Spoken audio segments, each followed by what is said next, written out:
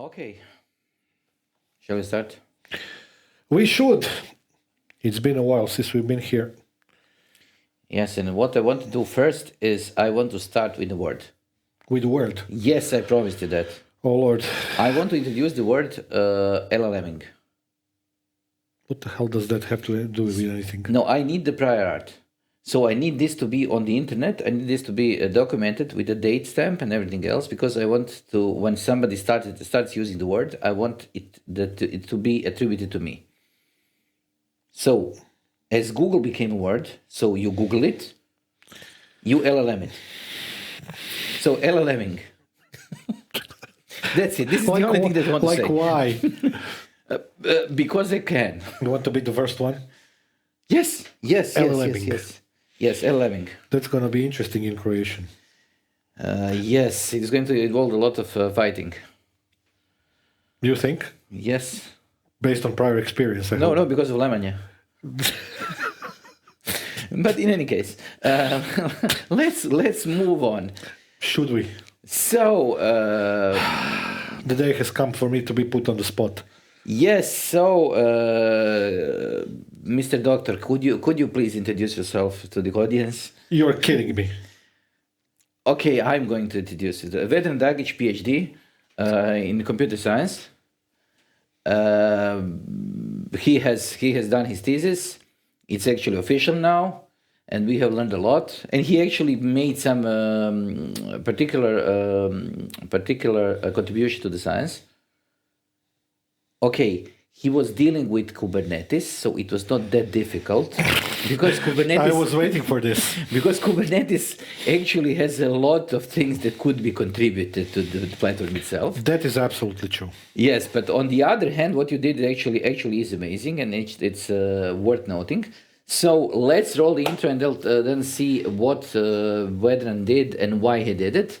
Because today I'm going to be interviewing him because we didn't plan this in advance, but I'm going to be interviewing him and talking about how to become a PhD, what you need to do, and after everything else, why did he choose to go against Kubernetes and the scheduling protocol in Kubernetes? As long as you don't ask me why I went to PhD, then everything else is fine. No, we know why, but okay, let's roll the intro now.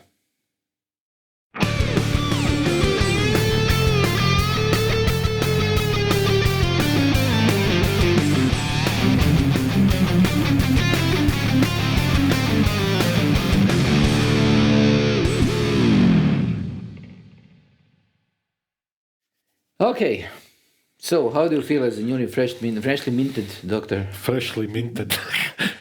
I'm not the product of Charlie and Chocolate Factory. No, as awesome. you said, I had too much free time in the last 2 weeks. Mm-hmm. By free time, I mean no free time at all, but I was actually working from home. So this enabled me to gather my thoughts and be surrounded only by kids playing and all the speakers screaming. And room arranging. And all the speakers screaming kids' songs. So I decided to go off my rails, and now we are where we are. Okay, so what have you been doing in the last 10 days? 10 days? Yes. Realistically speaking, it's taken a little bit more than that, but in the past 10 days, I was focused on delivering a oral presentation for the defense of my PhD thesis. And then I was involved with a boatload of irrelevant paperwork that we shouldn't spend too much time talking about. But, dissertation, make a book out of it, 5 copies, deliver, blah, blah, blah. A lot of paperwork that needs to be done, statistical part, faculty part, whatnot. The only important part from that, I think, is the oral defense. Everything else was part of the course. You just have to do it in order to get the paperwork and the certificates and the confirmations that you are done. Okay, and now I'm going to completely shift the focus from you to Kubernetes. Oh, because I actually want to say that this was one of the first times that I actually attended a PhD that actually made sense. You mean defense? Yes. Oral presentation, okay. Yes, because all the other presentations that I was at were probably oriented towards trying to convince people that what the person defending the thesis did actually made sense. Okay. And your thesis actually made sense before you actually made it, because your thesis was something that was required to be done in the Kubernetes in order for Kubernetes to go on. So I think that this is something that should be a change request for the Kubernetes stack itself.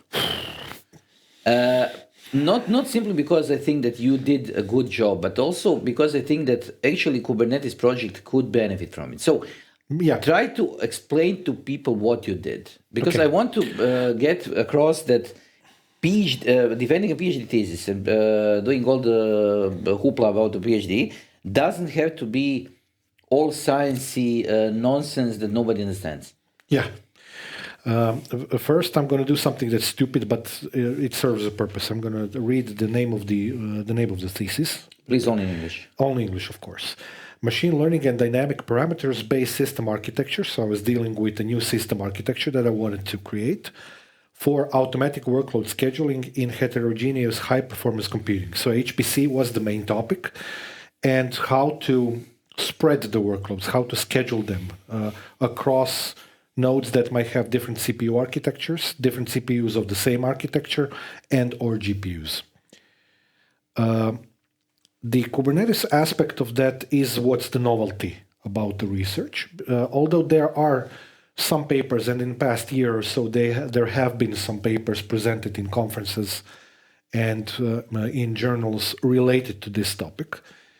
But the way in which they approach the problem that Kubernetes makes is completely different. And most of the papers try to approach the idea of combining Kubernetes and HPC in a sense in which in a sense in which Kubernetes is made for it, which it's not. Okay. That's the primary problem in the thesis is actually the fact that we need to acknowledge that vast majority of Kubernetes has been made deployments today and in the past amount of years has been made for stateless applications, specifically mostly web applications with multiple tiers usually, that are easily load balanced and that most of them do not require temporary states or distributed computing or permanent storage space or something like that.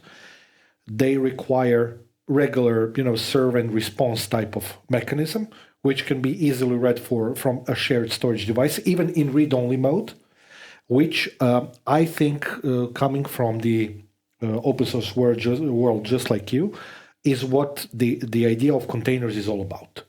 Containers are not just objects that should be described as different from virtual machines because they're smaller, blah, blah, blah, all that hoopla.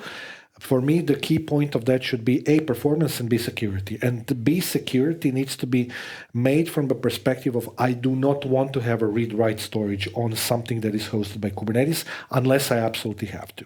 Okay, let me stop you there. Since we are oriented towards people who are, I'm not going to say new into this, but people who are maybe behind the curve when it comes to technology. Mm-hmm. I'll give you 2 minutes. Try to explain what Kubernetes is or are. Okay. Because Kubernetes, is it a plural or is it a singular? I think it's a singular. I think Kubernetes is singular also, but as I said, what Kubernetes is? It's a name of the platform that is used to orchestrate and automate deployment and configuration of containers. Containers being Docker or Podman, whatever. That doesn't really matter. Those two platforms are, from the perspective of us as platform engineers, very similar.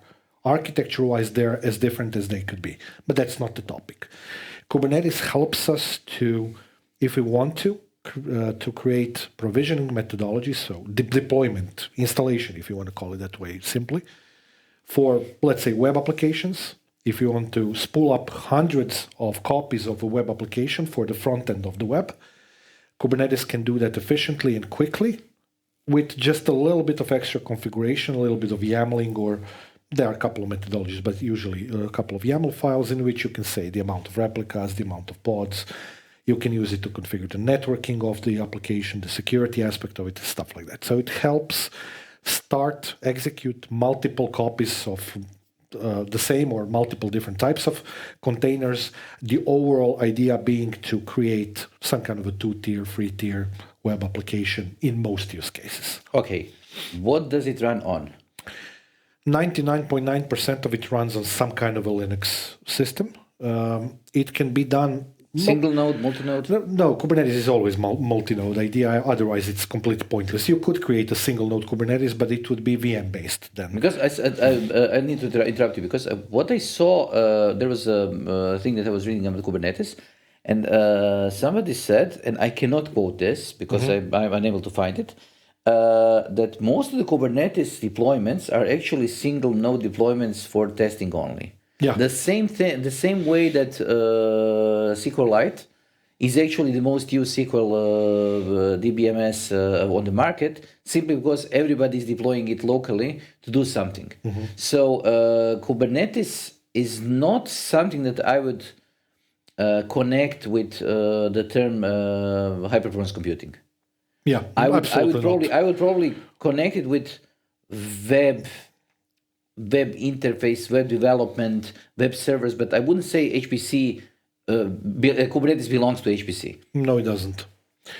Okay. And then why did you decide to get those two meshed? And how did you mix the oil and water together? Yeah, and not have it be oil. Yes. Yeah, well, for the most part, I think you're correct. Most of the environments that are running Kubernetes are probably single node. Most commonly, again, free virtual machines on top of them, and they create the minimum Kubernetes environment that should be realistically used, and then people test and dev on it. Production environments are way different. We are usually still talking about either a VM or a physical node-based systems, in cloud or local, it just depends.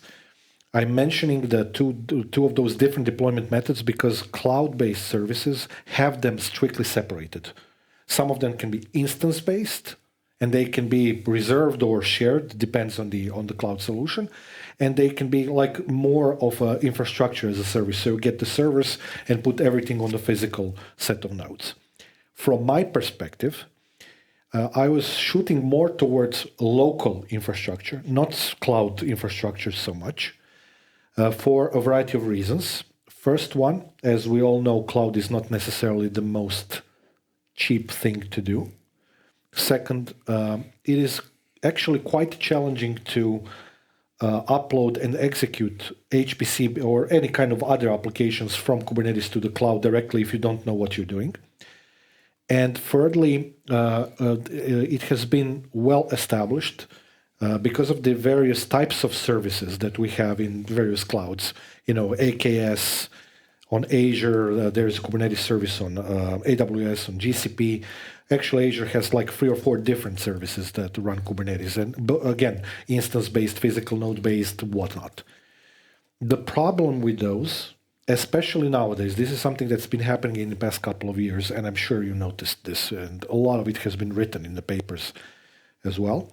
A lot of people are coming back from the idea of cloud to the local data center. But even if it wasn't so, and I wrote about this in the paper in one of the chapters, in Azure only you have close to 600 different services for HPC. That's a perfect metaphor of the problem that is one of the problems that I'm dealing with here. That's just too much. For a normal person to try to kind of like find a way how to run Kubernetes-based workloads that are for HPC in Azure is just way too complex. There are too many services, which means that you're going to spend way too much time reading about it. So that's the first part. Okay. The second part, which was your question related to oil and water. I wanted to do it this way because it wasn't researched, and that was my key reason. When you're doing PhD, you have to find something new. You have to find a place within the realms of science that you are shooting at where you can add a little bit of your own contribution. I'll get back to it. I'll get back to it because I want to explain the PhD process itself later. I just want to go through the technical part of aspect. Yeah, okay. My initial idea was, and actually it was well established in the PhD as well. I thought that Kubernetes and HPC should be able to work together, but with a big but. I don't think that Kubernetes is ready for that. That was my original standpoint 5 years ago when I decided to do this topic. I knew 5 years ago that I'm going to do exactly that topic. This is something that I worked on with my mentor. And the results of my thesis more than clearly show that that is absolutely true. So I had a hypothesis. It would be a cool match to combine those two things together because of the way in which Kubernetes works primarily. But I had a hunch that that's not going to work well, and it doesn't. And the fact that it doesn't is the reason, that's a hypothesis that I started from, was the reason that I wanted to create a new system architecture, actually with a set of our two students, former students, who are paid for their work, by the way. I created an application that implements that different way in which the system works and enhances the way in which Kubernetes deals with. It can be expanded to deal with any type of application, but my initial idea was only and exclusively to kind of direct it towards the HPC applications, which, unlike web applications, are mostly stateful. Yes, I want to interrupt you because I want to try to explain what HPC is. Okay. It's much harder to explain what HPC is right now, simply because the difference between the architecture that exists, Azure, any implemented cloud infrastructure, and what HPC used to be. Yep. And it's hard to explain to people why the multi-thousand PlayStation network that people created as an HPC cluster is something that is similar, but not exactly the thing that they are using right now in a cloud and calling it just simply cloud. So can you try to explain what HPC is right now? Okay. So HPC is a form of supercomputing that was developed as decades rolled by, as hardware developed, from the hypothesis of I have one large computer, Cray or something like that, in the 70s, 80s, that has a lot of power inside it with the additional cards or whatever, towards the idea I have many nodes that have connectivity between them, and the tasks are shared kind of like in partitions between them. So it's a form of distributed computing. I would argue the most extreme form of distributed computing. Of course, the application that is doing the calculus needs to be aware of the fact that it's running in the HPC environment. It needs to be programmed that way. There are two main types of these applications that are based on two different, let's call them libraries, in a sense. There's the OpenMP and MPI. They are I would call them the two sides of the same coin of HPC. One of them deals with local resources being shared between multiple copies of a HPC application on the same server. Okay. Which means local synchronization of memory and data and processes and whatnot.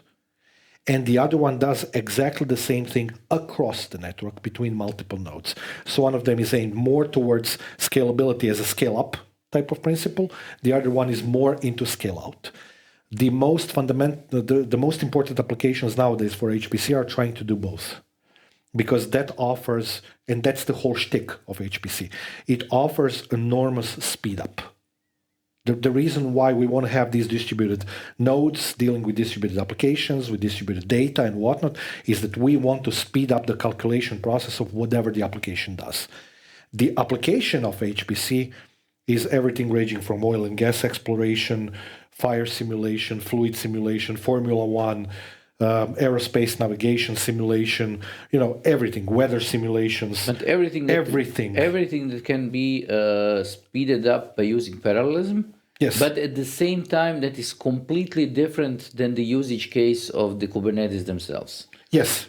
It's exactly the opposite of what Kubernetes usually does. This is the thing that I'm trying to point out, because what you started with trying to run a single application that can be extremely hyper-parallelized inside a technology that is intended to run multiple applications that are not intended to be parallelized, but that can be parallelized if the need be.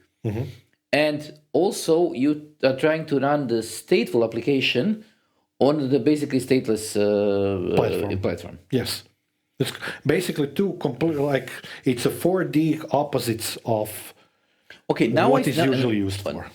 Explaining it like this, now I see why there is a huge space for new development there. Because, as I said, mixing oil and water, there is a huge for emulsions. It's a good metaphor. Yes, there is a huge market for emulsions. So now let's talk about your particular ointment. Your ointment is going to be trying to do the scheduling, or you did try to do the scheduling, and you try to fix the scheduling that the Kubernetes itself had. Yes. From my perspective, and I'm not a PhD. Yet. That doesn't matter. I'm just going to go with Kubernetes has a lot to do with scheduling. Yes. Because right now scheduling is at best rudimental there. Okay. Let's talk about current part. situation in the Kubernetes scheduling. We have one paper in review and one of them already out on this topic, and there will be more. And there are, I've noticed more than a few coming out in the past couple of months, and I'm actually discussing, reviewing some of them for certain conferences and whatnot. The problem with Kubernetes scheduling is super easy to understand. Because of the fact that Kubernetes was originally meant to do web applications. It is by default not meant to do HPC or something like that. That's fine. Which means that you need to modify the way in which the scheduling of these applications across thousands of nodes potentially work if you want to do it efficiently. The way in which Kubernetes by default does that is by assigning rudimentary grades based on how much CPU and memory space is used on a node, which is fine as long as you have a rudimentary application that you are trying to scale with Kubernetes. And you have nodes that are basically non-changing. Yes, as long as you have the static nodes, which is a design principle that it's heavily used everywhere, which is a good design principle. So as long as the environment is static enough, that works relatively well. So mediocrely well. Let's call it mediocre. That's being very kind to Kubernetes. In one of the papers that is currently in a review that I did with you and and one of our students and whatnot, we tried to improve the core functionality of Kubernetes scheduling, which is for web applications, by using AI. The reason for that was the fact that if you look at the lifespan of a container, it starts with the Kubernetes scheduler issuing a scheduling command to a node. Please start that container. That takes a little bit of time. And then it takes a little bit of time for that container to boot up. So there are 2 or 3 different phases in that timeline. Then that timeline can be discussed from the perspective of whether or not the correct decision for placement has been made. So was that specific container run on a good node or not? Suitable is Suitable, probably the better word, okay? Yeah, but you get what I mean. And if you add the component of AI here, some kind of a machine learning algorithm, whatever it may be, that might offer a lot of extra capability, which doesn't necessarily has to be just based on CPU and memory, because that's what Kubernetes does by default. And as you go more towards more demanding applications like HPC, all of a sudden, everything else becomes even more important. The network speed, the network latency between the nodes, even storage can be a very important parameter. Presence of accelerators. Does the node have NVIDIA GPU? For example, stuff like that. And you cannot easily evaluate those parameters with the default Kubernetes scheduler because it doesn't do it. So the way in which we approached this topic when I was designing the idea of this application and the system architecture that we're discussing was to first start with a modified Kubernetes scheduler, because Kubernetes scheduler is modular. You can create your own if you want. And we researched that as a part of the research in the thesis and came to a conclusion that principle works okay. But the problem is that we have to develop a scheduler for every single application. Now, if I want to have an HPC cluster, that have, or multiple clusters that have that has 1,000 hosts, and I want to be able to offer a service as a cloud provider or locally to run 10 different HPC applications on top of You that. basically need a scheduler for the scheduler. Yes, you're going to just end up in a process in which you're going to spend months and years developing schedulers for every single app that you want to run, which is not feasible. Then trying to make those schedulers schedule themselves, because Yes. you're going to run into constraints of using the hardware actually and giving the appropriate amount of hardware to each scheduler to be able to schedule itself. And not only that, the problem is also in the performance aspect and the efficiency aspect of it. Because in the performance aspect, you have to have some kind of a methodology to measure how much performance you can get out of every single node. That's a good input into the machine learning algorithm so that it has some kind of a, let's say, prior data to base its grading system on. So that's the first part. The second part, efficiency, is very difficult to do. Why is the efficiency important here, apart from the obvious green energy and whatnot reasons? I'm fully on board with that. There is another reason why the efficiency aspect is super important today, which is the following. Let's say that both you and I work for the university and both you and I are users of the HPC environment. You need to run your calculus, your HPC app, and I need to do it as well. Let's say that I need to do it by Monday and you need to do it by Tuesday. Okay? Those two timelines are going to crash. They're going to clash between each other because no calculus that you have to do in HPC app takes an hour. It's usually days. Which means that we're going to have to schedule our apps to be handled by, in our use case, Kubernetes, basically at the same time, plus minus. The problem there is that perhaps my calculus that I need to do is less critical than yours. So I could probably afford to have a situation in which my calculus starts after yours without manually scheduling that, because that's stupid. First and foremost, it's completely stupid. The second thing is you don't know how much it takes before it starts. It could take 3 days, it could take 3 days, 13 hours and 3 seconds. You don't know. So you'd have to create sets of advanced services monitoring that. That's not the way to do it. It's just way too complex. Too many codependencies. The efficiency part of what I proposed in the paper is actually both automated and manual. I'm going to just explain the manual one because we are going to get to the ML part a little bit later. Let's say that both you and I know that we need to schedule those apps. Let's say that yours is the priority because your project takes precedence, which is fine. Mine doesn't. We can just say, I want your application to be started as priority. It starts now. It starts crunching the numbers, whatnot. And then we can start mine, and in one of the windows of the configuration of the workflow run, there is a setting which gives me the capability to say run manually on the following nodes. And I can select the nodes that you are not using, or the nodes that are of different architecture. So basically CPU pinning, but for Kubernetes. In a little bit more advanced way, but yes. Imagine having x86 with NVIDIA, and RISC-V and ARM architectures without them, because that's the reality of HPC now. You cannot run easily, let's say, ARM and NVIDIA-based systems in a cluster because the drivers, the hardware support and whatnot is not as good as x86.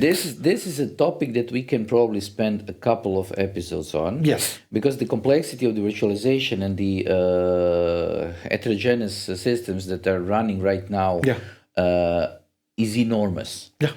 Every new generation of the processors is introducing new types of cores and basically new architectures into already crowded space that has the scheduling problem. And I wanted to take that into account beforehand as well, which my architecture does take into account.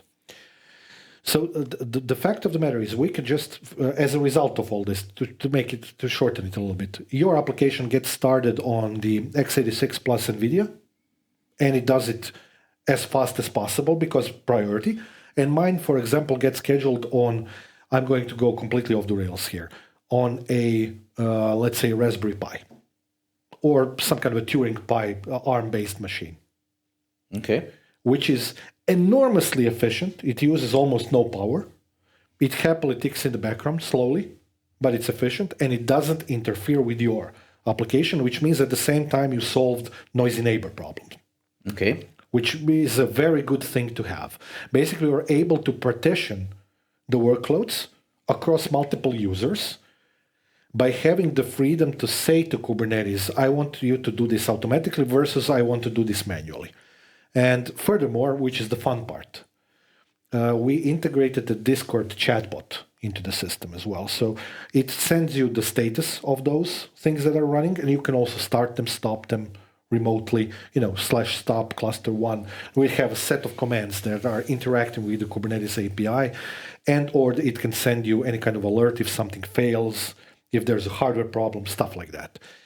The efficiency problem is also tied to power usage and the health of the server systems involved. So I'm remotely monitoring the CPUs, the coolers, the memories, the cards, the storage, everything that I can get out of the sensors in the server system. In my dissertation, I used HP servers because I know them the best. So via ILO and similar methodologies, I can get access to that. Furthermore, we added the capability to measure power that is being used on two different places. One of them is obviously from ILO. ILO does have the capability to tell you kind of like remotely on HP server how much power does the server use. It's not very precise, but it's in the ballpark. But the second, much more important part of that story is the PDU, power distribution unit, and they are much more precise in measuring. So when you add a node to the system that we have, the wizard that is being used for that asks you to which PDU, to which socket the server is connected to. Okay? And after you go to the wizard, that server is tied to its ILO-based measurement of the power and to the PDU. And we create some kind of a correlation between those. A reason for that correlation is twofold. First and foremost, out of that, you can kind of model how much does a certain application use in terms of power. Okay? If you have enough, epochs, if you run this a lot of times and send the information in ML. You can subtract the baseline from the application. Super simple mathematics, yes. But the second part, which I want to develop further in the future, and this is actually the second negative conclusion from my dissertation, is the inability of PDU and the ILO to be precise in their monitoring. First problem, and the second problem, they break a lot. The APIs of those two things tend to crash if you attack them with too many requests to read, for example, the content from the PDU. If you, just as an example, we have a set of HP PDUs, yet again, because they again use Redfish protocol, which is used by ILO. If you attack the API of the PDU with more than something like 5 requests per minute, it crashes. Yes, I was driving here because I remember this part of your presentation. I was driving here and thought about how such fundamental parts of the data center and such fundamental parts of the infrastructure are so poorly designed and so poorly executed. No, the key word is underpowered. Yes, but poorly executed. I'm going to go with poorly executed because they are basically a good enough solution. Yeah. And nobody is paying any attention to it because they say, okay, this works because the sample rate that we require is 1 minute and we don't care. And the not caring part means that you are paying much more for the, I would say, less than satisfactory hardware. Mm-hmm. That is extremely underpowered. You are wrong. Especially when we are talking about the availability of, let's say, much quicker CPUs or much quicker solutions on the market. SoCs, whatever. That are capable of doing everything that is required and then some. Actually, you are correct and wrong at the same time. I'm not saying that this is a result of the papers that I published and or dissertation. So completely separated from that. But I did notice something a month and a half, 2 months ago. I saw a new PDU being developed by somebody, some of the key players. It's not HP, somebody else. I don't remember which one. which was much more beefed up in terms of the problems that I noticed in the papers in the paper that I published last year. That's the first thing. There is another thing, which pisses me off even more. This aspect of the dissertation caused so much rage. I'm using the correct word, rage, between myself and my two programmers, because it took so much effort to synchronize all of this because it was constantly crashing. I was spending a lot of time. You noticed me doing this. Every couple of days, I went to the data center downstairs to reset the PDU's ILO, which is stupid. It took a lot of effort to kind of like synchronize that. We did manage to do it in the end, which we shouldn't have at all. But there is another thing which pisses me off even more. And this is not necessarily from the standpoint of the dissertation. This is for us, for our education. A lot of computer science universities are now moving towards the idea of micro HPCs. So Turing Pi-based systems and whatnot, which are incredible in terms of value for money, for performance, to teach your students or any general public people how to program. Because Turing Pi with a set of 4 nodes, let's say the NVIDIA Jetsons or whatever, this like, I don't know, €1,000 or something. And you can use that to learn distributed and heterogeneous programming in a system which consumes less than 100 watts, which is amazing. The problem being, as energy efficiency of the devices is becoming a critical standpoint. Raspberry Pis are very well known for that as well. The PDUs per socket measurements, and for that you have to have a specific type of PDU. There are 4 different types. Only one of them, 2 of them actually, can measure per socket. They are not tuned enough, and they don't have sensors that are sensitive enough to measure the power drainage that is less than some amount of watts. Yes. For example, in HP, I think it's something like 50 watts or whatnot. And I used deliberately, when we were developing this application, I used a set of Raspberry Pis, and they consume 5 watts. And that's a problem. Because in our application, which kind of like is built on top of the idea I want to measure, get that data from PDU and ILO, it was impossible to say to ILO or the PDU to measure less than 5 watts of usage. So we had to create a different set of logic for that. In a sense of I'm adding a Raspberry Pi, yes, I can actually add fixed amount of watts, which is not 100% precise, but it's better than nothing. And it's not only that, the increments of how much delta for the power measurement needs to happen in order for the PDU or the ILO to notice that is also something that needs to be much more finely grained. And I think that what you are running into as a problem is something that was a design criteria when the PDUs were designed. Correct. And the main reason being that nobody actually thought that there would be a server that will consume under 50 watts. No, I'm completely okay with that. This is the second thing that I wanted to mention, because it doesn't have any okay, it has connection to your PhD, but by itself, the problem with PDUs is that they are probably 10 to 15 years behind the current technology curve. Yes. When it comes to microcontrollers, when it comes to sensing technology and everything else, simply because they could get away with it. You could use a normal PDU in a normal PDU, the current state PDU in a regular data center, and you will get meaningful data. Now it's no longer the case. You now have a problem because if you are running something that is low power, there is no way for you to actually track that power. But my point in this is not necessarily, again, going away from the topic of the PhD. We are talking as human beings working in IT. Do we both agree that having the capability to measure stuff from PDU reliably is something that a data center for any kind of private company should have? I'm more and more into trying to understand why the monitoring itself, which by itself is simply outrageously bad, outrageously cheap. Mm-hmm.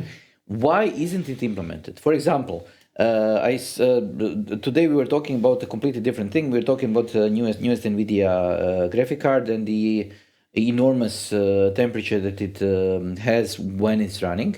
It's something like 150 degrees centigrade on the power connector. And what is completely amazing from my standpoint is that there is not a single sensor that is going to go and actually look at the temperature of the cable. Because right now we are talking about cables overheating. And this temperature sensor, when it comes to millions of cards that they're producing, is probably something around a cent or something. And it would make complete sense to create two different temperature sensors to make sure that your cable is not overheating. It is the same with the PDUs. The PDUs with the all the environment sensors that are inside the data center, and the prices that the different companies are demanding for their own solutions to not monitor data centers are enormous. Yeah. And you're not getting a lot for your money. Yeah. You're getting, at best, temperature probes that are, I would say, 5 to 7 years behind the current and technology. And they're usually external to the PDU. They're external. They have to be separately installed. Also, they usually have the same sampling problem with the as the PDUs, because if you are not in this territory, a lot of temperature probes have the problem of self-heating. So when you are reading from a temperature probe, if you're doing it too often, the probe itself heats from the act of measurement. So the measuring itself heats up the probe, so it is skewing your results, and you are actually heating the probe that you're reading from.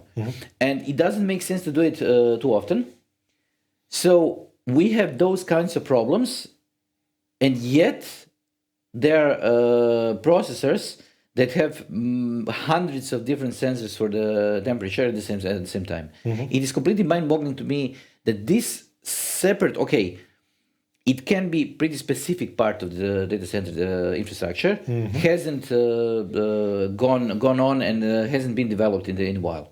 Yeah, I don't know. I read, and we discussed this a couple of years ago. I think that ILO has something like 486 CPU inside, or something like that. Yes, something very, very old. I mean, HP, I love your servers. Your PDUs are really decently built. Nothing against that. Please upgrade the hardware in your PDUs. Like, bring it up to speed, please. Like, so that we can do, let's say, 10 requests per minute on the API of the PDU to get more reliable results. Because this is something, this is an area in which a lot of future research is going to be done. But let's forget about science for a second. The idea that we even have to talk about this is ludicrous. Because there is no other way. Where are you going to measure the power performance of the server? What, you're going to buy Google Smart, thingies? No.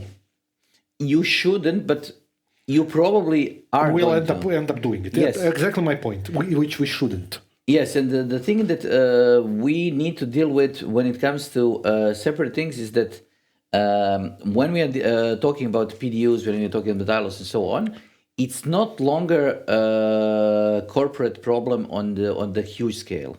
Now we are not talking about ILOs only in the enterprise environment. Yeah. It is quite possible to create a small environment that consists of, 6 servers, 7 servers in a small rack, and you actually need a small PDU that is nimble and that is capable of actually telling you something, because when we are dealing with enterprise environment, you don't care about a kilowatt or two. Yeah. But if you're dealing with a small environment in a small office that requires some sort of processing power, a small cluster for Kubernetes or a small cluster for whatever, you actually do care about being able to know how many watts you're consuming, because you don't have that many at your disposal at any given time. Yeah. So I have nothing against Google Smart Plugs and the compatibles. I love them, but for home usage. Yes. They're for home usage. It would be completely stupid to actually have to, install A and B power supplies in the PDUs and then have to equip every socket with a single smart plug. And it's not the regular Europe socket. It's those other ones. But the thing is that it would be probably cheaper than using some of the PDUs on the market. Yes, that's also true. Okay, now let's go back to the. Yeah. Let's stop the rant. Let's go back to the PhD. You want? Do you have any additional specific questions, or should I continue? No, just go on. Okay, so these are the sorts of problems that I've tried to kind of like combine together in a less in a platform which is less senseless. Because having that amount of capability that Kubernetes has, having that amount of capability that you can do with orchestration, and not using the opportunity to build something that makes it easier for everybody to use it is ludicrous completely. That's the, let's say, day 2 operations. Day 1 operations. If you ever try to deploy a large cluster, it doesn't have to be a cluster. It can be, let's say, infrastructure with 100 servers. Let's say that you're using, pick your number, ESXi, VMware Hypervisor. If you start from scratch in what we call the greenfield deployment, you're going to have to burn a lot of DVDs or a lot of USBs.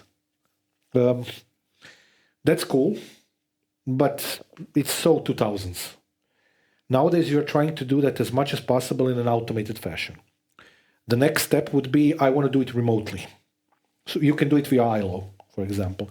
ILO development for remote installations. I could probably write a PhD about that.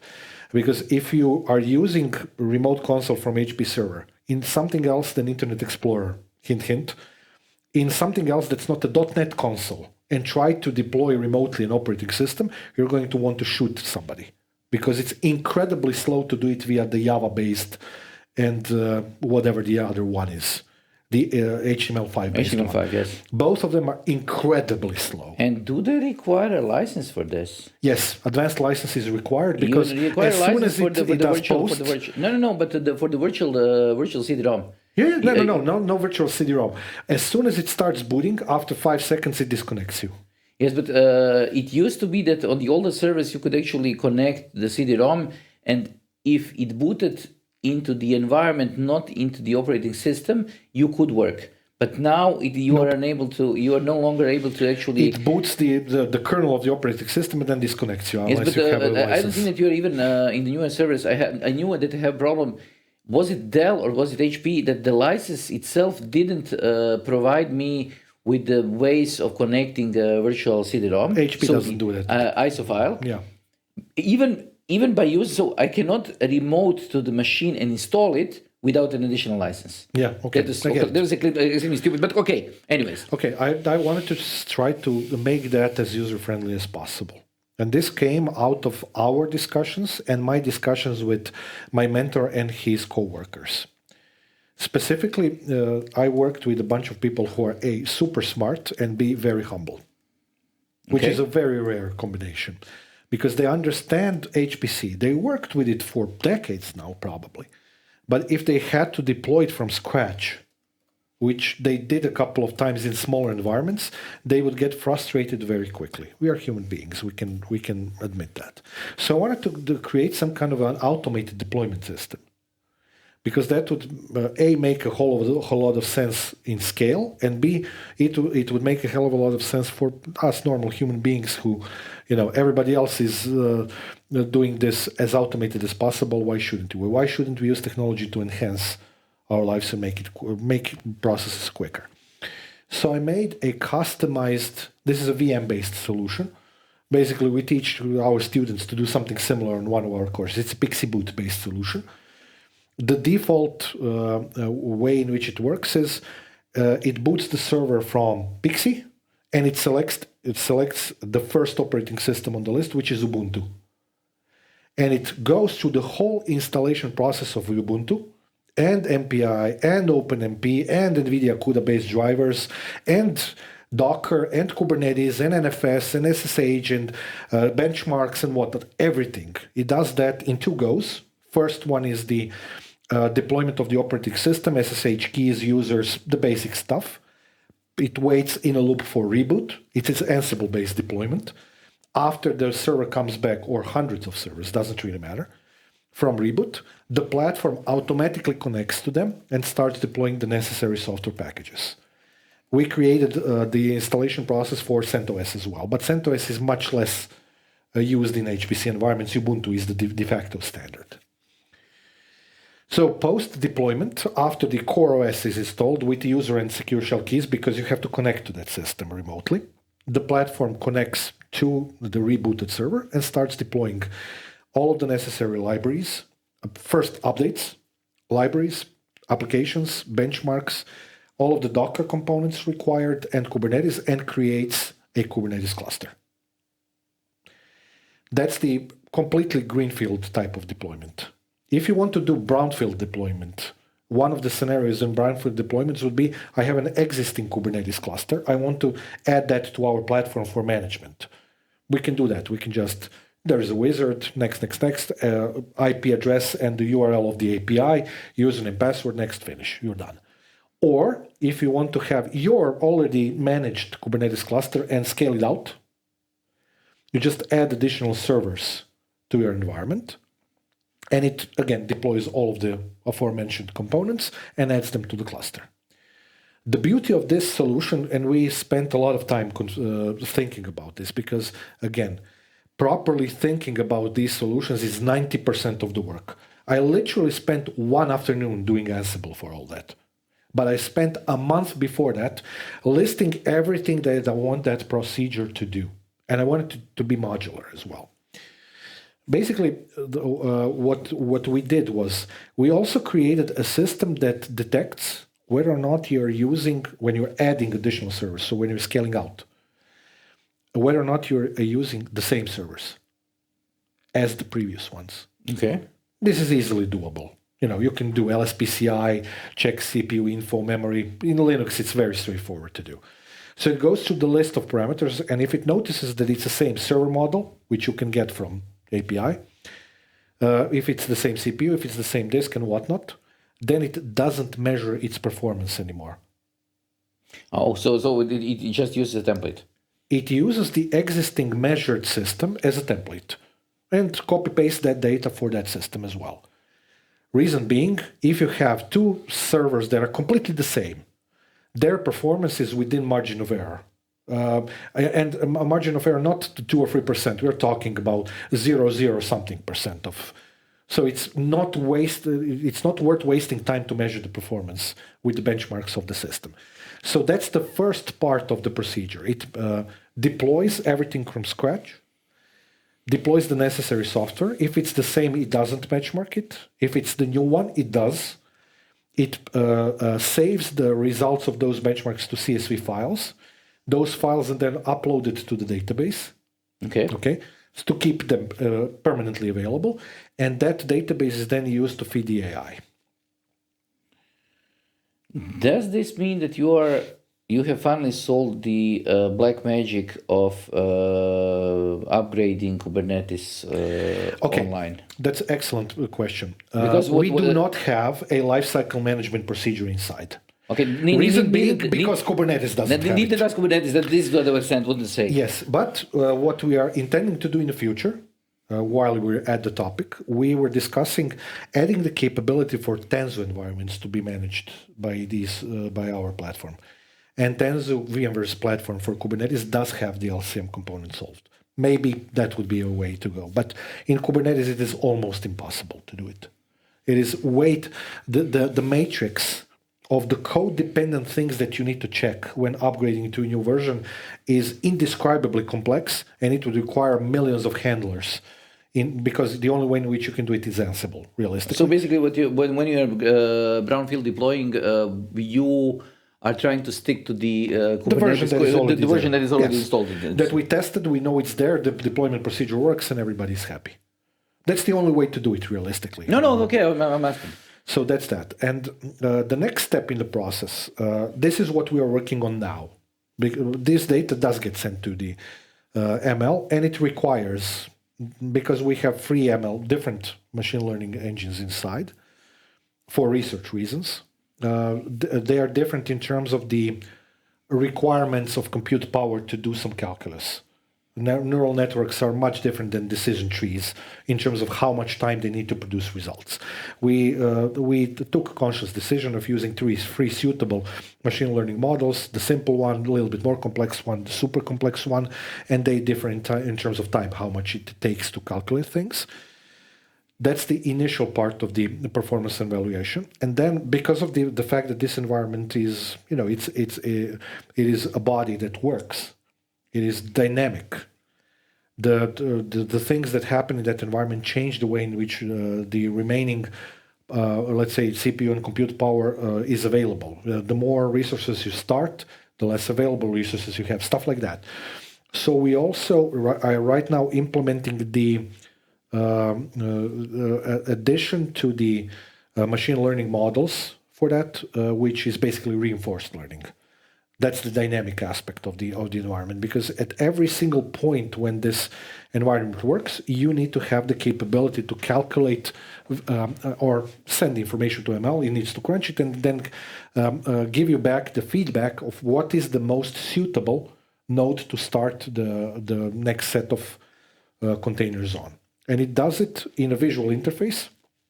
When you go into automated mode, which I mentioned earlier, it tells you these nodes are this grade, this grade, this grade, these different grades that are calculated based on not Kubernetes-based parameters, CPU memory, but based on parameters that are like 30 different parameters, including the health and efficiency and whatnot. So it gets constantly, it learns constantly from the data from the environment.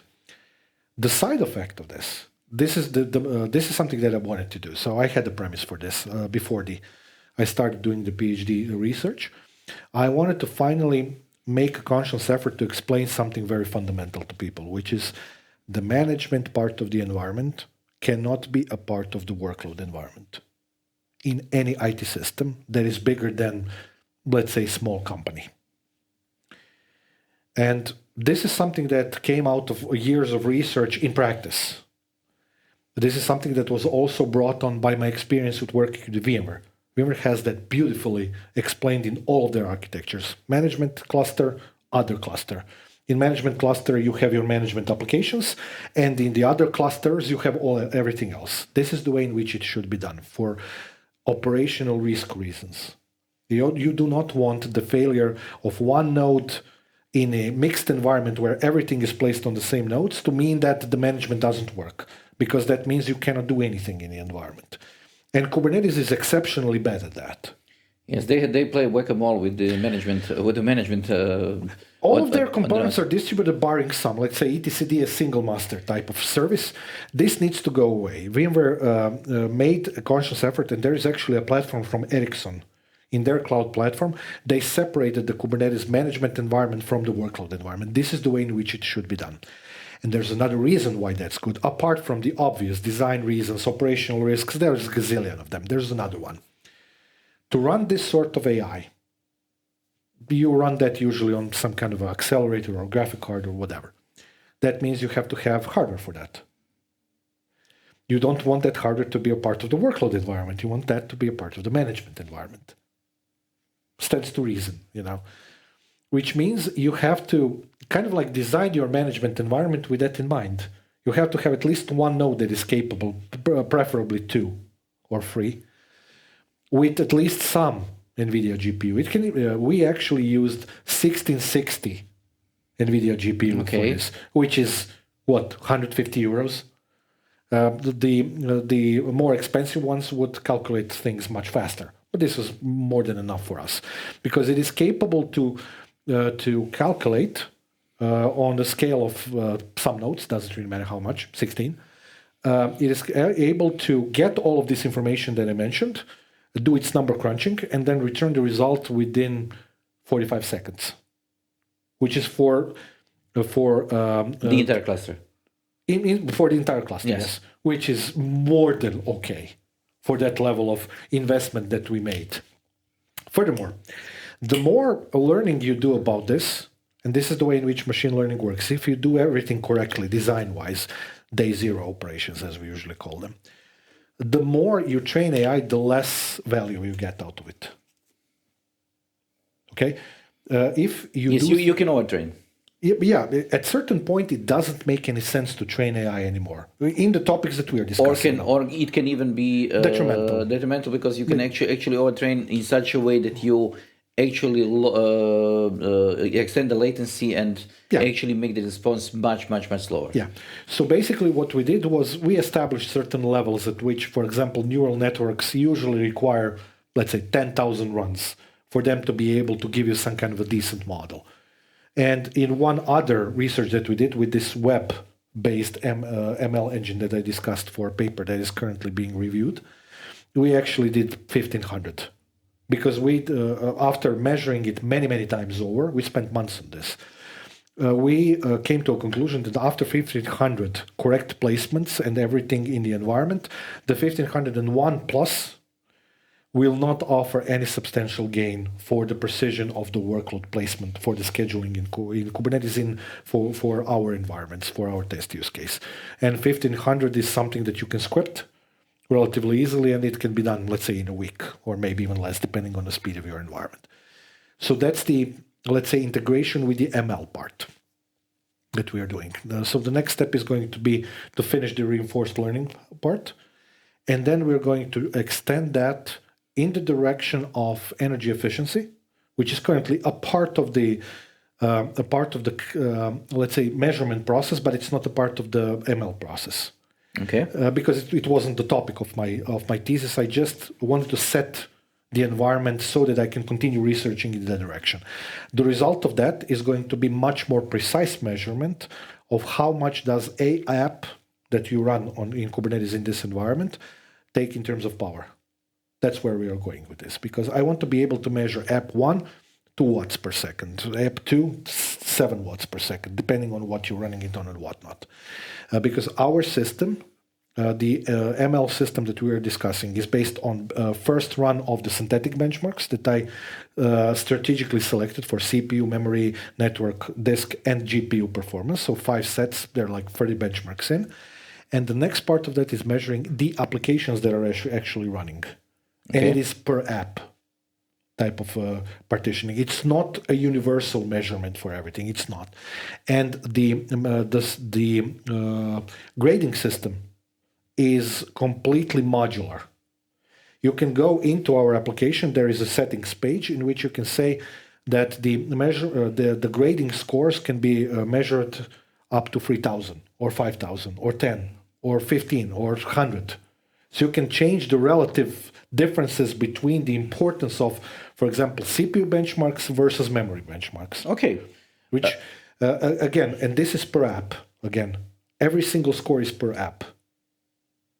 This is going to enable us to be, in the future, with more research, much more precise in the way in which we schedule our workloads. This required, literally, we researched and programmed this for better part of the last 5.5 years. When are we expecting a merge request for the Kubernetes? Okay, because is this going to be open source? No. For the time being, no. We need to finish the project.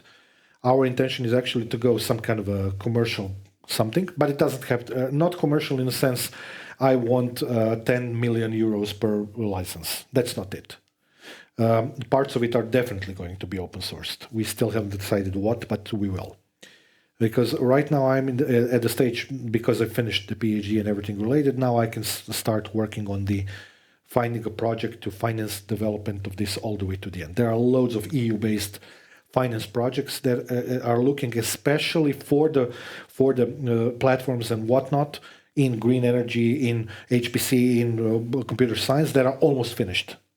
Not that start from zero. But yes, they want to see not only proof of concept, but also working environment that already has. Yes, yeah. We had a meeting about this a couple of days ago at college as well. Merge request. Interesting that you should mention that. I cannot begin to describe the level of rage that you were a part of it as well. You saw us doing this. That a couple of our assistants, myself, and our colleague from the office went through when we were doing the two papers about Kubernetes CNIs. The first paper was about the methodology of working out how fast, in terms of bandwidth and latency, a set of 4 selected Kubernetes CNIs do, so Andrea, Calico, Cilium, Flannel. And the second paper was related to the actual measurements that we did. And we are continuing these measurements. There are a couple of other papers that are going to come out in the future. Our conclusion, to just go to, in one sentence, literally. Kubernetes CNIs we used 10G for the measurement. We did the measurements on 1G as well and on link aggregated networks and whatnot. Doesn't really matter. But for 10G, Kubernetes CNIs increase the latency of the network by 50, 40, 50, 60 milliseconds. And in terms of bandwidth, at the same time, they lower the performance of the network compared to a physical network by, let's say, average 40%. Okay. Do you understand how much implication that has on day zero, on the design process? Because quality of service and the speed of network is the key component in HPC environments, in any environments, really. And if you're designing your environment to have 10 gigabits per second transfer, you're going to start with 25G. I'm going to go with the thing that I'm thinking about for the last basically couple of years. Okay. And this is the problem that I'm seeing with network speeds. Okay. Because not only in the HPC, but in... No, this is CNI. Yes, but in any environment that is multi-node environment right now, I think that the minimal requirement is in 10G. And I would probably go with the 40 or even 100G. Forget 40, please. Okay, yes, but we have this discussion about 40 and 25. I hate the fives in the end. And you're wrong. Okay, I may be wrong, but I hate the fives in the end. No, 40 just doesn't work. 40 doesn't work. Okay, let's call it 100. Okay. Because the price is dropping. But the thing is that nobody is considering that we actually need this. The network speed is something that is actually needed. I'm still having trouble talking to people in the data centers when I'm requiring something other than 1G. They say, okay, we are unable to provide redundant 10G because of reasons. And those reasons... No, but the reasons are usually, a piece of fiber 100 meters long. Why are you unable to provide me with 10G? And this is one of those huge problems that are just showing up, and they're extremely easy to solve. Yes. And not all that expensive nowadays anymore. It depends on the scale. But use this as a design criteria for an HPC environment, which usually has like 100 nodes, 1,000 nodes. 1,000 times 25G versus 1,000 times 10G for network cards. That's times 2 investment in the cards, even more, and then calculate the switches. We're talking about a serious investment there to get the quality of service that you kind of expect to be already there with 10G. But the problem is, whenever you're introducing a new technology that actually lowers the quality of service, for some reason or the other, people are not going to be happy. And this is simply something that actually happens. You cannot just expect people to say, okay, I had this amount of performance on my existing network with this technology, and then suddenly I just switched the software, and then the software basically broke my networking experience, because people are usually talking experience. Nobody talks about latencies unless they have to. They just say, okay, this is slower. And as soon as a person notices that something is slower, there is a huge problem already. Yes. Because when somebody notices it, this means that you are probably halving the available bandwidth, or you're halving the available latency, or doubling the available latency. Yeah, the key point of this part of the discussion, and I want to make it absolutely clear, is the incredible feedback loop that you get. If you read some of these papers, you can easily find them on it. We are going to link them in the description. The feedback loop of these measurements. So knowing that you get plus 40, 50 milliseconds of latency, and knowing that you get 40% less bandwidth, use that as a feedback loop into the design process. All of a sudden, you are much smarter, because you can actually pre-solve that problem before you actually go into the procurement process, before you start buying the servers. This was something that I knew for many, many years that is going to happen, that the result of this, the feedback loop is going to be there. Because one of the things that I do a lot of in my classes, when I do VMware classes, is try to teach people what a smart design is. This is a part of that story. But smart design is not, having a CPU with as many cores as possible. It's making your environment work for you, having the vision and the correct list of applications that you're going to be running so that you can tune environments for it. There is no environment that can be tuned for everything. That doesn't exist yet. Maybe it will be like that in the future. That's why a lot of the DMA-based technologies in networking and a lot of technologies that are coming out right about now in the direct PCI Express connectivity, whatnot, that's going to happen. I mean, NVIDIA's way of NV grids and NV links and whatnot, that's exactly what we are talking about here. The latest generations can go such an enormous amount of speed that NVIDIA is in those terms way ahead of the market. And that's why everybody's going to buy their devices for HPCs. I like that because it pushes stuff forward. So they're aware of the problem, obviously. The latency aspect of this is not going to be easy to solve. We are currently doing some research in that regard as well. In one of the papers that I mentioned, we actually went through the process of using tuned in 4 or 5 or 6 or 7 different profiles, and we created a couple of our own. And came to the conclusion that there is only a limited amount of work that you can do on the tuned profile, on the kernel parameters and flags to increase the bandwidth or to lower the latency. It's something that needs to be thoroughly researched in the future. And we bought a set of newer hardware for 25G, 50G, 100G, and we have some InfiniBand stuff as well. We're going to check how that works in terms of network traffic. But right now, we actually switched gears. We're now doing something similar but related to iSCSI. This is going to be even worse, my gut feeling at least, based on many years of experience.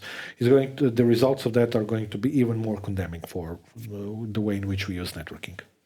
I think the biggest problem with the networking today is that the latency itself is a huge part of the networking infrastructure, simply because of the way the protocols work. Yeah, TCP. And TCP is it is probably the greatest invention since the networking actually began. And the lousiest. And no, it was not the lousiest, the most detrimental one at the same time. No, but I think that the biggest hurdle that people right now need to pass is that there is no easy way to get rid of TCP. Yes. And because we are unable to get rid of IPv4 for the last how many years? 25. Since And we started talking about we this. started talking about IPv6, and IPv6 is still not functional. It is running, but it's still not functional completely. And you are unable to basically do a IPv6 on your network. But anyways, let's finish this episode with the thing that I want to ask you about the PhD process itself. Oh, okay. Thank you. Go ahead. What is the hardest part of actually doing the PhD? Because from what I saw is somebody who was staying by the side and just watching you lose your head over a few things. There were always documentation things. Yes, always administration. Yes, I was just trying to say that the most frustration that I saw from you was bureaucracy. Yes. Some part of bureaucracy, you were quoting, I'm not going to quote the names, but you were quoting the names of the documents, you quoted the names of the reports that you have to put in, the letters, the whatever. And then I almost never saw you being angry about the actual research process. Of course. Or the courses that I took. No, I didn't. I didn't even know that you took some courses. Except for one. So the PhD process, when you look at it from the timeline perspective, okay, you have to finish a university degree. And then in Croatia, it is a 3-year program. If you do it all in sequence perfectly, which nobody does. The reason for why nobody does it is because of the fact that if you want to finish your PhD in 3 years, before you sign in for it, you already have to have a topic firmly set in stone, and the project and the hardware and the people who are going to do it. Otherwise, no way. I would go even with you have to have it prepared probably 2 years before that.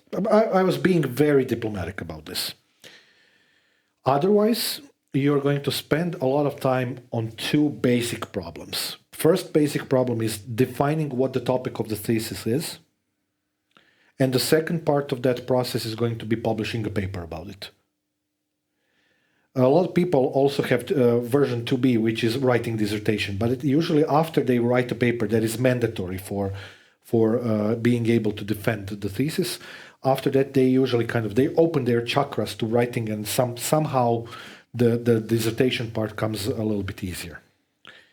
Now, my frustrations primarily came out of two sources. The 99% of my frustrations were always the various forms and whatnots that need to be filled.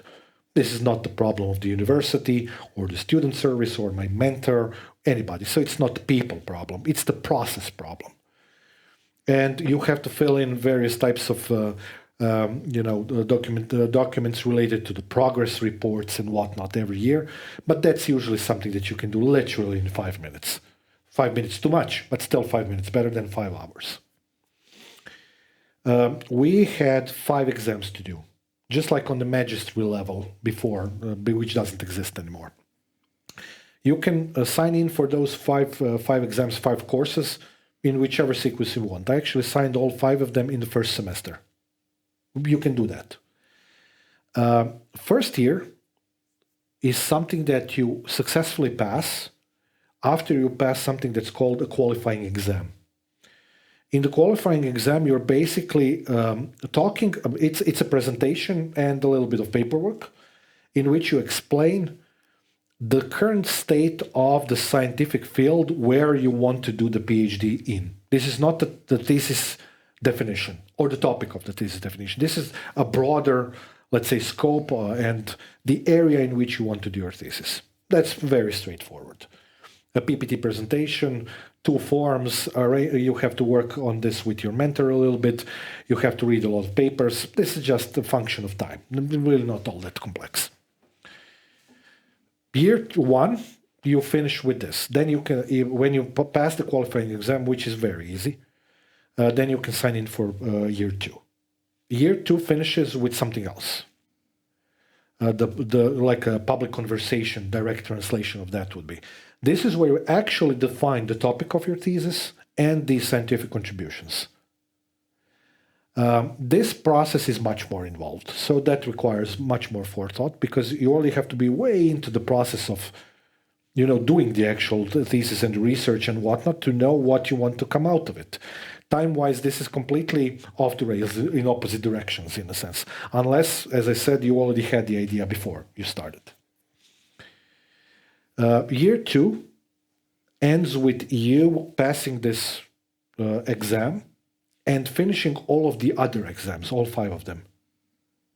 You can take those 5 exams at any given moment during the first 2 years, but the qualifying exam, the public defense of your thesis, of the topic of your thesis, and the 5 exams are the mandatory terms to be able to sign in for year number 3. The paper that you are obligated to publish in a scientific journal, in our field of computer science at my college, where I went to PhD, that bar is very high. So it needs to be Web of Science at least second quartile. We're going to talk about this in a different episode. So that's a very high bar. For me, it was less of a problem of publishing the paper. And for many other people that I had this discussion with, it's the same. It's not the publishing of the paper, it's the time. To prepare the paper, submit it to a journal, and then wait for gazillion amount of months for that paper to be reviewed based on the selection of the journal that you made. Just as an example, I'm using this as an example not to spit on some journals. I'm just saying this as an outright fact. Don't read into this too much. If you go with IEEE Access, which is one of the most treasured journals in the computer science field and electrical engineering, if you send them a paper, you're usually faced with at least 7, 8, 9 months of procedure. That heavily clashes with the schedule of everything that I mentioned before. Because that means that you had to work on this in parallel, all the exams and the public conversation and whatnot. This is very difficult to schedule all of that at the same time and with the job that you will have on the side as well. Springer journals, Elsevier journals, they usually take even more. Wiley, Taylor and Francis, there are many, many of these highly respected publishers of the scientific journals. All of them are excellent, just so that we know. But most of them take 18 months to publish.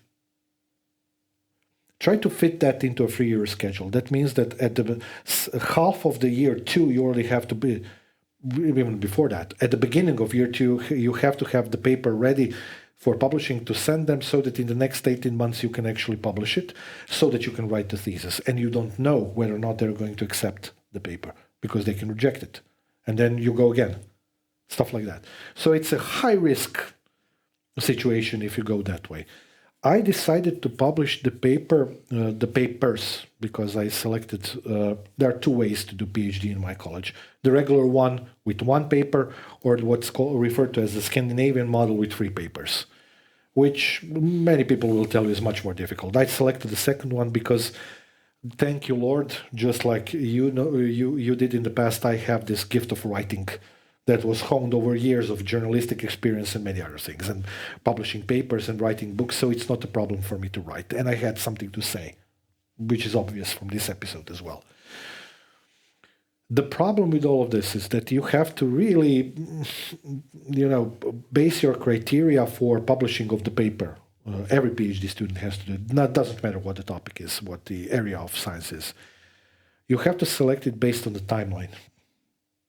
I selected MDPI for the paper publishing because they offered reasonable terms in terms of the timeline of their process. Roughly, let's say a month or so. They actually say that it's shorter, but experience nowadays, roughly a month before the first decision. And then if the first decision is to do major or minor revisions of the paper in the next 2 weeks, you're going to finish with that paper and everybody's fine. In maximum 2 months, your paper is out, which is more than reasonable. One other thing.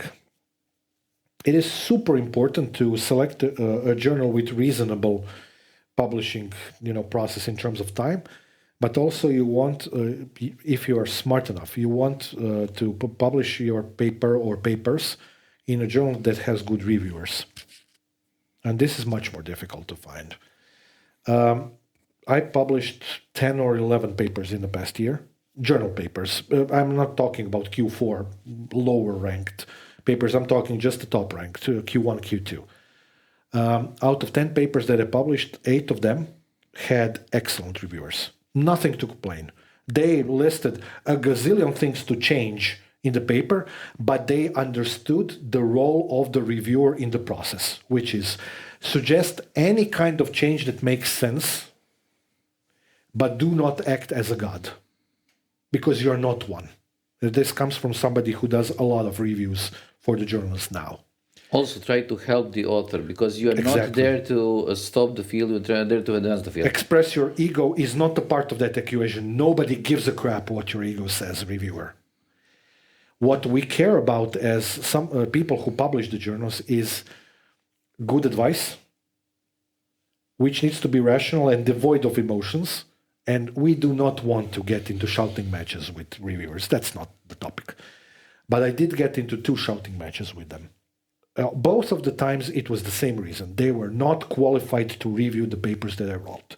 I must say that you are the first person that I know that went through the complete re-request of the review process, actually filing a formal complaint for the reviewer. Actually, I wasn't filing a formal complaint. The editor of the magazine contacted me. Yes, but both times. You were filing a formal complaint, because what you did was even worse. You actually didn't complain. You actually explained why the reviewer was bad. Yeah, that's why cover letters in journals are there. I wasn't actually. This was not a personal attack or something. But if somebody asks me, the things that they wrote in some of my reviews, they're just ludicrous.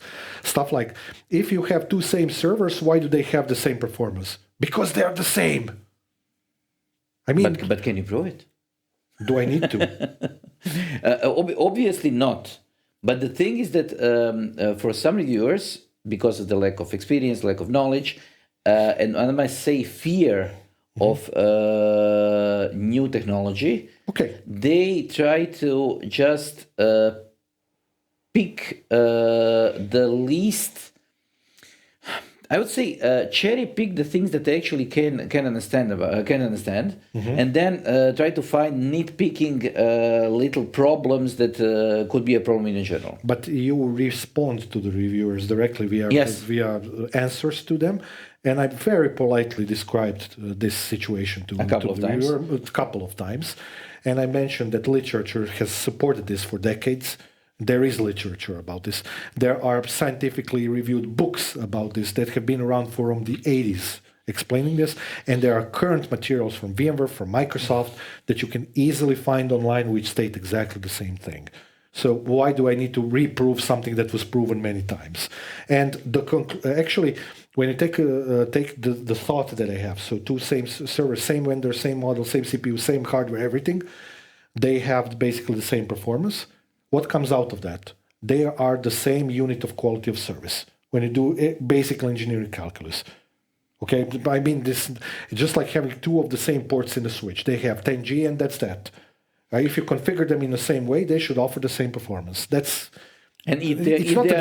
not your problem. It's the problem of the vendor, and then it has a pretty much huge problem because they are selling the different things for the same price. Yes. And that would not be good. Yes. That would be an outcry of a major scale. Those sorts of discussions, I call them level 50 discussions. You know how much I raged about this. This is not level 100 discussion. This is level 50. Get your facts straight before you review a paper. Both of the times editors contacted me, I did not go through the formal complaint procedure. They encouraged me to do that. They explicitly told me, send it again. We're going to get you the second pair of reviewers. We understand what you wanted to say, and you are correct. I am not somebody who fights for stuff that I do religiously because I feel I am right. I'm only doing it when I'm absolutely certain that I'm right. And the other thing that I want to mention, and because you are not going to, is the amazing world of your English is not good enough. The amazing thing that I saw in the couple of reviews that I was part of when you were a co-author. Yeah, I was co-authoring part of those. In the same journal, two different reviewers. One okays the paper and praises the paper and says, okay, everything is fine. And the other says, this is completely not unreadable. This is completely unreadable. I am unable to understand the thing. This needs to be fixed.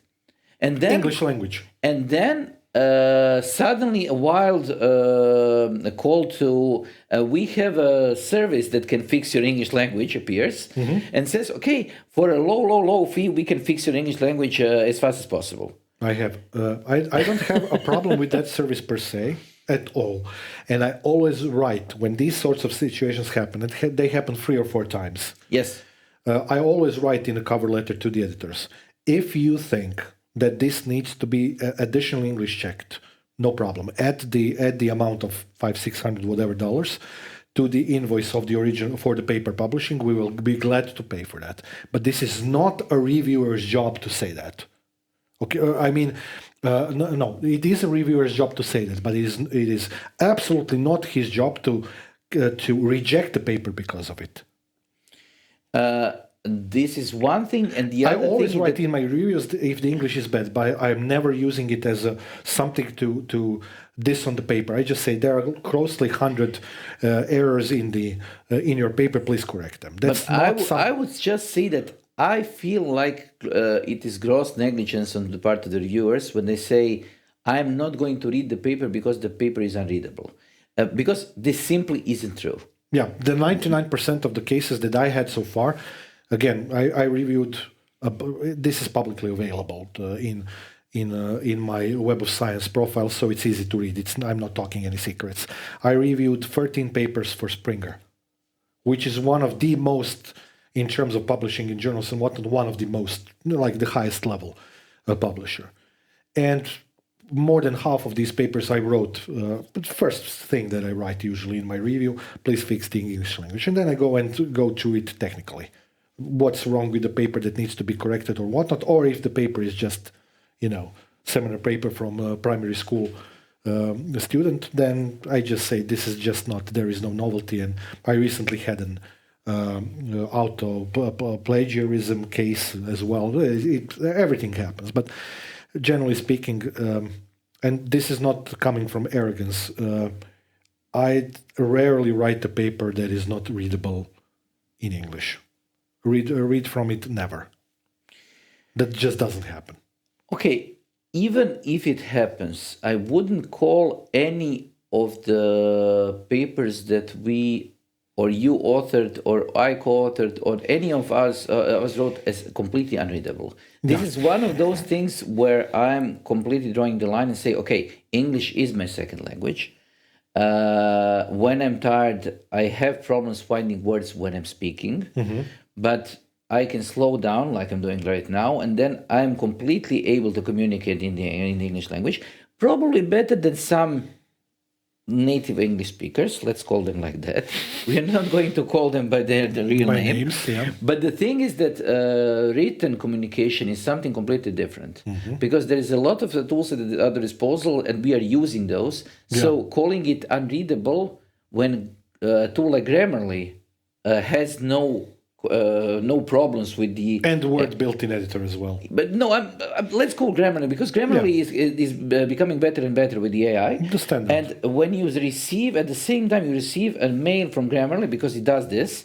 The email that says you are in the top, 4% of the writers that uses Grammarly, and so on and so on. And then it says, okay, you are much, in the top 10% of the English speakers that are writing. And then it says, the reviewer says, this is completely unreadable. Or get your facts together. First and foremost, and you are going to understand this. This is just a professional statement. Has nothing to do with ego again. We have combined 40 plus years of editing experience. 40 plus. I'm being very kind here.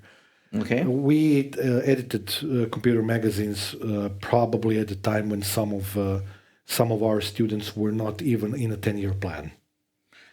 Okay, so it's very difficult. Either one of us, coming from schools that we come from, in terms of learning about the editorial process, it is not possible that we are going to let something that's not readable come out of our hands and be submitted to a scientific journal. That's never going to happen. I'm going to go with my particular, because I actually did the numbers a couple of weeks ago. While I was editor-in-chief of the IT magazine that I was working on I published something like 27,000 pages that were edited by me. So I either wrote them or read them or both. And this is something that I think should be considered enough to consider myself at least knowledgeable in the field. Yeah.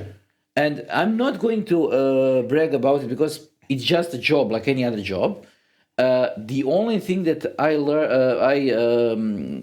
learned while doing the editing and doing everything else is to try to not change the tone of the article that you are reading. Absolutely. And try being able to understand that people are different. The most problem that I have with most of the reviewers is that they are trying to get the article they're reading to sound like they wrote it. And this is one of those huge problems that some people have. Yeah, I don't do that.